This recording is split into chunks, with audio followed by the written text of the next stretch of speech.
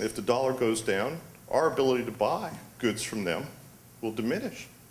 That's deflation, isn't it?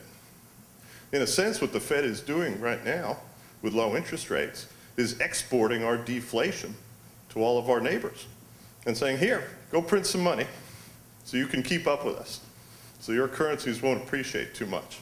This is particularly the case in Japan now. They're now at 80 yen to the dollar. If they get down to 70, that country is going to be in a bad shape. And by I say get down, the yen is appreciating. It's getting more valuable. You only need 80 yen to buy a dollar. It used to be well over 100. And the reason I come back to banks in this discussion is if we are going to allow our economy to focus so obsessively on housing, and remember that 50% number I gave you, that's just on their balance sheet. You all have been reading about the foreclosure mess and about how the documentation isn't right on mortgages when they try and foreclose because the loan was sold. I used my own mortgage last week in a comment we published. My mortgage was originated by a bank in New York. It was then sold to Lehman Brothers. And then Lehman assigned it to their conduit, which was a separate corporation, and they then assigned it to a Delaware trust that sold bonds to investors. The trouble is, when I went down to the courthouse in White Plains, it still says Bank of New York, 6 years later. Nobody ever changed the recordation on the lien. This is Wall Street. They didn't want to pay that extra half point to send paralegals around the country to do their job. But you know, the fact that the documentation on the loan is bad doesn't change the fact that the loan is bad, does it? If that loan is in default, it's in default, and somebody's got to deal with it. And I think what we have to worry about in this country is by having overemphasized housing as the most recent engine of growth in the US economy, we have put our banks at risk, and we've also put our communities at risk. The chief reason I say this is that the net effect of foreclosures is what? Bank ends up owning the house. House is empty. Nobody's paying property taxes. Now, in theory, when the bank takes over the property, they should pay the property tax. But are they? Nah. If they don't think they can get a recovery on that property, they're not going to hold on to it. They're just going to walk away. So you hear that jingling sound. If you're the mayor, like I'm an advisor to the mayor of our little village of Croton-on-Hudson, New York, 10,000 souls along the Hudson River's eastern shore. And we've had a couple of jingle mails. The town owns the house. You've got to go sell it. You want somebody in that house paying taxes.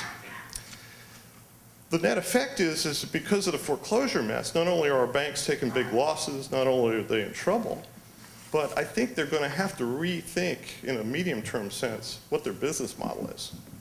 Are we going to be able to focus on housing to the degree we have in the past? Are we going to have to diversify and try and do other kinds of business? Maybe we have to start REITs. Does everybody know what a REIT is?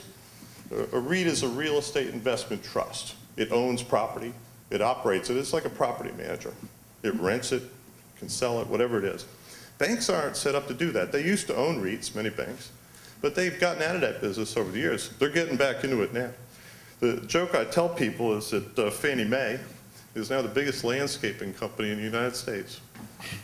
They spend something like $10 million a month cutting grass. Now that's not funny. Yes. That's not funny, believe me, because you're paying for that. What I'm trying to say, and I'll wrap up because I want to make sure we leave our colleagues time to talk about my comments, is that I think we're at a bit of a crossroads in the US, which is why I've been such an activist and why I've taken time to write a book, where we have to think about just what sort of economy do we want to have, and what sort of economy is it possible for us to have, both in the near term and on a longer term basis. And I think as we go through the banking crisis, which is not over, and I'll look forward to your questions on that, we're going to hopefully start to come to a consensus on this, because I don't think we're there yet. You know, humans take time to deal with change. Part of that is just understanding what you're looking at. I go through this every day. I learn something new every day, even on subjects I thought I had some degree of competency on. But the other part is building a narrative so that we can communicate this to one another. And that's why I think sessions like this are important, and why I think all of us have to talk about this a lot more if we are going to turn this country around. And I will just leave you with this thought. I think that we are in the same place as a country that we were back in the 1920s. We don't have enough demand, we don't have enough employment, and we are increasingly under pressure politically from our people to address those two issues. Former Fed Chairman Paul Volcker has a great quote in the back of my book where he talks about this. And it's not just the United States, he has a global perspective. And he says, you know, we have people in all of these countries who want to work, and the politicians don't have an answer for them. And that's a real problem. And thank you. I look forward to your questions. Thanks a lot, Chris.